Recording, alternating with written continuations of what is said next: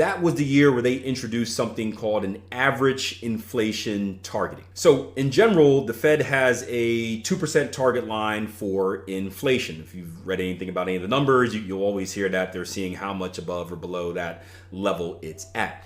And with this strategy, the average inflation targeting, what they were saying is that if inflation runs low, so below that 2% line for a while, then the Fed would allow it or tolerate it being above that 2% inflation line target level for a while as well, because it all evens itself out, right? It's the average, which I guess makes sense because it's in the name. And for a lot of people, it did sound fine in theory until inflation actually did run hot, and suddenly letting it run higher became a massive problem.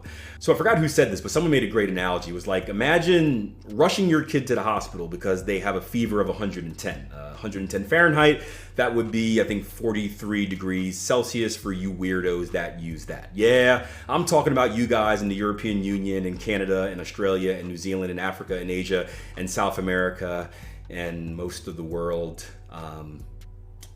Yeah, you guys that use that weird form of measuring temperature.